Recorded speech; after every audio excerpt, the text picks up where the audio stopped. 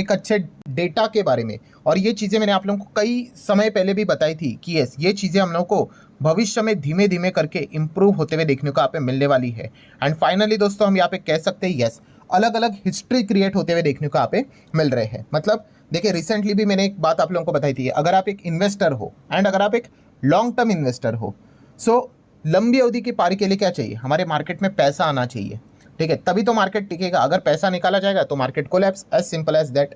And इसी को लेकर हम कह सकते हैं तीसरी अच्छी खबर हम लोग को जरूर देखने को मिल रही है। नो डाउट, अभी देखो शॉर्ट टर्म में तो भाई केओस मचते रहता है, नेगेटिविटी चलती रहती है, बट लॉन्ग रेंज में आप देखो शॉर्ट टर्म में कैसा होता है, मार्केट ऐसा ऊपर नीचे होता रहता है। बट अगर आप लॉन्ग टर्म में देखोगे, ऐसा ऊपर नीचे करते करते आप ये देखो पैटर्न देखिए, लेफ्ट टू राइट ऐसे ऊपर जाता है। इसीलिए बोला जाता है भाई लॉन्ग टर्म के लिए आ जाओ। बट प्रॉब्लम क्या होता है, लोग लॉन्ग टर्म के लिए आते तो जरूर है, बट शॉर्ट टर्म में जो पैनिक मचता है उसको वो झेल नहीं पाते हैं। सो इसीलिए अगर आप इसके ऊपर वर्क करोगे तो आपको जरूर बेनिफिट यहाँ पे होगा ही होगा। और जैसे मैंने आपको बताया था, देखिए रिसेंटली हम लोगों ने देखा था कौन सा, एक डायरेक्ट टैक्स कलेक्शन का डेटा देखा था, कमाल का था। देन जीएसटी का इनडायरेक्ट टैक्स का कलेक्शन देखा था। और अभी एक तीसरा कमाल का डेटा हम लोग को देखने को मिला है, जो कि इसी से रिलेटेड हम लोग को चीज़ें बताता था कि अगर जो ये लोगों की आमदनी है यहाँ पे बढ़ेगी तो ये चीज़ें हम लोग को देखने को मिल सकती है। तो कौन सी ब्रेकिंग न्यूज़ हम लोग को देखने को मिल रही है जो कि हमारे मार्केट के लिए काफ़ी लॉन्ग टर्म में अच्छा ये खबर प्रूव होते हुए देखने को मिलेगी। तो दोस्तों देखिए, जो ये निफ्टी 50 बना है वो कब बना था, 1996 में बना था, अप्रैल की अगर बात करें। लगभग 29 साल यहाँ पे हो चुके हैं, 29 ईयर्स अगो। ठीक है, बीएससी की बात करें, सेंसेक्स तो काफ़ी पुराना है, बट निफ्टी उसके बाद यहाँ पे बना था, जो अभी सबसे ज़्यादा पॉपुलर भी देखने को यहाँ पे मिल जाता है। एंड लिटरली हम कह सकते हैं दोस्तों, काफ़ी समय के बाद रिकॉर्ड टूटते हुए देखने को यहाँ पे मिल रहा है। कौन सा रिकॉर्ड, तो देखिए एफआईएस की लड़ाई हमेशा हम लोग को देखने को यहाँ पे मिलती थी पहले से। एंड आप सभी लोगों को पता ही है, इसमें सबसे ज़्यादा वर्चस्व किसका रहता था, पावरफुल कौन रहते थे, एफआईएस। ठीक है, मैं यहाँ पे बोल रहा हूँ पावरफुल रहते थे क्यों बोल रहा हूँ दोस्तों, क्योंकि अभी हम यहाँ पे कह सकते हैं दोस्तों, डीआईएस ने एफआईएस को जबरदस्त टक्कर देना यहाँ पे स्टार्ट की थी। एंड फाइनली दोस्तों अभी हम यहाँ पे कह सकते हैं दोस्तों, जो चीज़ हम लोग को पता थी, आज नहीं तो कल डीआईएस एफआईएस को भी पछाड़ देंगे, इस प्रकार का डेटा हम लोग को देखने को मिल रहा है। और ये ऐसा क्यों हो रहा है, जैसे हमने आपको बताया था कि इंडिया की ग्रोथ हम लोग को देखने को यहाँ पे मिल रही है, धीमे धीमे करके हम लोग आगे यहाँ पे बढ़ रहे हैं। एंड जैसे कि आपको पता है कि कोविड आया था, एंड कोविड के बाद ये सिनेरियो हम लोग को बदलते हुए देखने को यहाँ पे मिल चुका है। और किस बात की यहाँ पे मैं बात करूँ दोस्तों, तो आप चेक कर सकते हैं, domestic institutional investor surpass foreign institutional investors holding in Indian stocks for the first time in a history. Yes, हम यहाँ पे कह सकते हैं कि डीआईएस ने एफआईएस एफपीएस को यहाँ पे बीट कर लिया है। लगभग आप कह सकते हो 22 साल के बाद पहली बार ऐसा डेटा हम लोग को देखने को मिल रहा है। और ये मैंने आपको पहले ही बताया था, अगर आप मेरे पुराने 2 से 3 से 4 साल पुराने वीडियोस देख लेना, जब मैं आपको ये बात बोलता था कि यस, मार्केट में आपको भविष्य में तूफान देखने को मिलने वाला है। नो डाउट, शॉर्ट टर्म में तभी मार्केट 10,000 12,000 पे वो ऊपर नीचे चीज़ें होती थी, फिर उसके बाद 15,000 पे चीज़ें ऊपर नीचे होती थी, फिर 16-17,000 पे ऊपर नीचे होती थी। अभी 24-25,000 पे हो रहा है। कोई बात नहीं, कभी 30-35,000 पे ड्रामा देखने को मिलेगा। तो इसलिए बोलता हूँ, लॉन्ग टर्म का अगर आपका विजन रहेगा तो आप सही स्टॉक्स में जाओगे, इक्विटी में जाओगे, तो ज़्यादा चांसेस होते हैं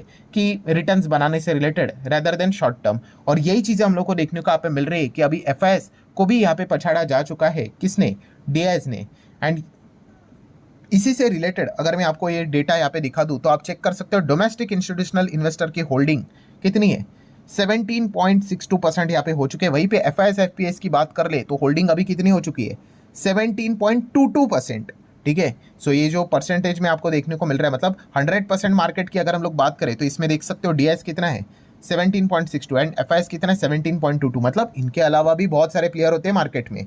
अब जो कहते हैं ना कि एफआईएस डीआईएस, अरे ये दोनों खरीद रहे, ये दोनों बेच रहे, फिर भी मार्केट ऊपर नहीं, मतलब ऐसा क्यों हो रहा है। तो दोस्तों एफआईएस एंड डीआईएस ही मतलब सब कुछ मार्केट नहीं, यहाँ पे 100% नहीं है। ये दोनों को अगर आप टोटल भी करोगे तो कितना आता है, 34-35% आता है अप्रॉक्सीमेटली।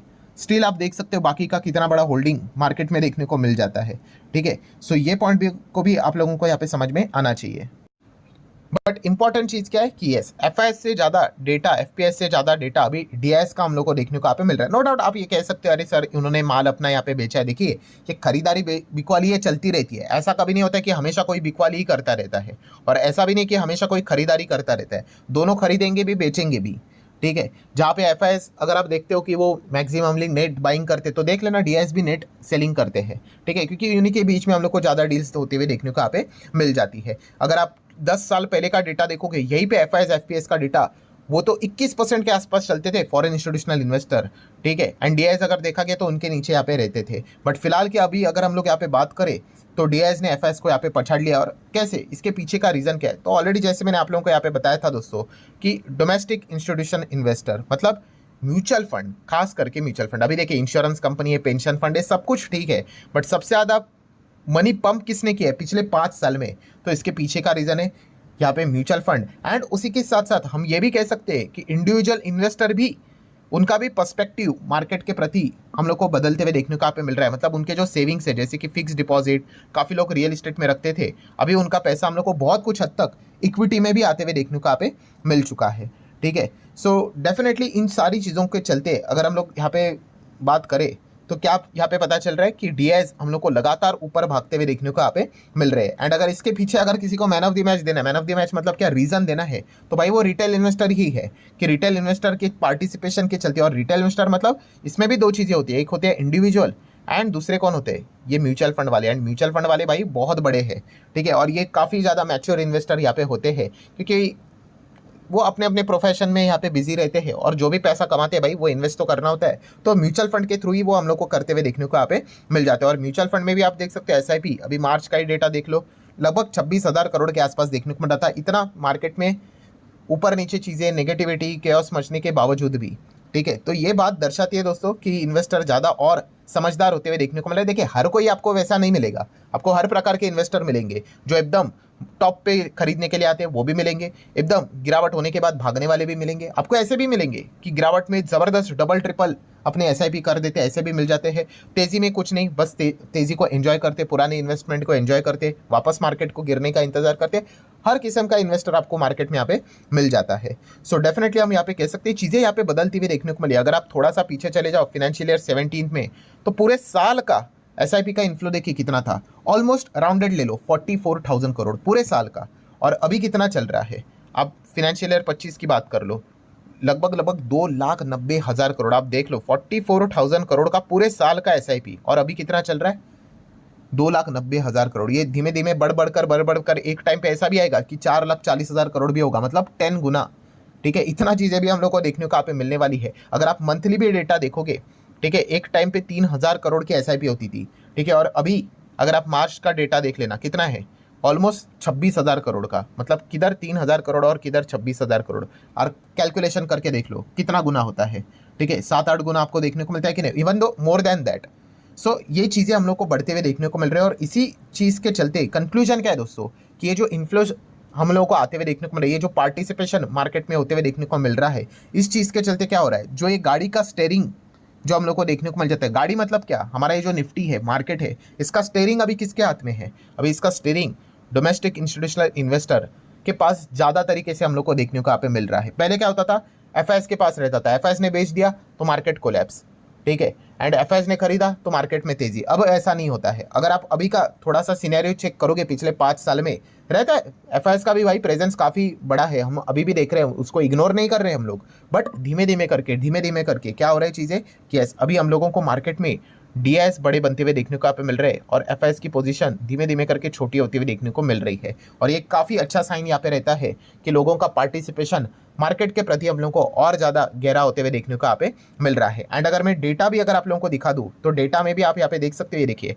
कि ये पूरा मंथली डेटा है कि देखो एफआईएस ने कितना बेचा था, देखिए 1,14,000 करोड़ बेचा था, स्टिल डीआईएस ने 1,07,000 करोड़ का माल खरीदा था, इतना। देन आप देख सकते हो 45 से 46,000 करोड़ का माल बेचा था, स्टिल आप देख सकते हो डीआईएस ने ऑलमोस्ट उतना ही खरीदने की कोशिश की थी। देन यहाँ पे देखो लगभग 17,000 करोड़, राउंडेड बोल रहा हूँ, डीआईएस ने तो डबल खरीद लिया भाई, डबल, ठीक है। तो ये कैसे कैसे पॉसिबल है? ऑब्वियसली ना, डीआईएस मतलब क्या भाई, कोई ऐसा जीवित व्यक्ति नहीं है भाई कि जिसके हाथ पैर है करके। डीआईएस मतलब क्या भाई, इंस्टीट्यूशनल इन्वेस्टर मतलब क्या, बस यही लोग रिटेल इन्वेस्टर, जो अलग अलग रिटेल इन्वेस्टर आपको देखने को मिल जाते हैं, ठीक है, उनका पैसा एक इंस्टीट्यूशंस के पास चले जाते हैं, ठीक है, वो मैनेज करते हैं, ठीक है। किसी का 100 रुपया, किसी का 200 रुपया, किसी का 500 रुपया, किसी का 1,000 रुपया, किसी का 10,000, किसी का 1 लाख, किसी का 10 लाख, इस प्रकार से पूरा पैसा उनके पास जाता है। तो उनके पास रहते हैं 50,000 करोड़, 60,000 करोड़, एक रफली अमाउंट बोल रहा हूँ, ठीक है। तो उस हिसाब से वो क्या करते हैं, बाइंग सेलिंग यहाँ पे करते हैं। और पहला डीआईएस के पास इतने मजबूत हाथ नहीं थे, बट अभी है, और वो हाथ और ज़्यादा स्ट्रॉन्ग यहाँ पे होते जा रहे हैं। सो ये हमारे मार्केट के लिए, जैसे मैंने शुरुआत में क्या बोला ये सारी बातें जो लॉन्ग टर्म इन्वेस्टमेंट करता है, ठीक है, उसके लिए काफ़ी अच्छी खासी हम लोग को देखने को यहाँ पे मिल रही है। क्योंकि लॉन्ग टर्म इन्वेस्टर का विजन ही बहुत लंबा होता है कि हाँ भाई, मार्केट में और भी ऐसे कमाने वाले लोग आएंगे, वो मार्केट में पार्टिसिपेट करते रहेंगे और ज़्यादा इन्वेस्टमेंट करेंगे। अवेयरनेस बढ़ रही है, क्या इन्फ्लेशन को बीट करना है तो मार्केट में आओ, एटलीस्ट कुछ नहीं तो इंडेक्स में लगाओ। तो इस चीज़ के चलते दोस्तों बाजार हमारा और ज़्यादा स्ट्रांग होते हुए देखने को यहाँ पे मिल रहा है, ठीक है। यही अगर चीज़ें अगर आप 10 साल पहले अगर होती ना, अभी का जो माहौल देखने को मिल रहा है, हमारा मार्केट जो आज गिरा है 26,277 से जो गिरा है, जितना भी गिरा है उससे कई गुना ज़्यादा नीचे होता। सो ये एक बहुत ही अच्छा बदलाव हम लोग को देखने को यहाँ पे मिल चुका है। और ये तीसरा एक पॉजिटिव पॉइंट भी हम लोग को देखने को यहाँ पे मिल रहा है। सो अगेन कह रहा हूँ दोस्तों, वीडियो क्लोज करने से पहले ये सारी चीज़ें लॉन्ग टर्म के हिसाब से होती है। शॉर्ट टर्म में तो चीज़ें ऊपर नीचे होती रहेगी, आज खबर आएगी, मार्केट क्लोज होने के बाद कोई खबर आएगी, ये चलता रहेगा। बट लंबा अगर आप पारी देखोगे तो ये इस प्रकार से चीज़ें बताती है कि हमारा इंडियन मार्केट और ज़्यादा स्ट्रांग होते हुए देखने को यहाँ पे मिल रहा है।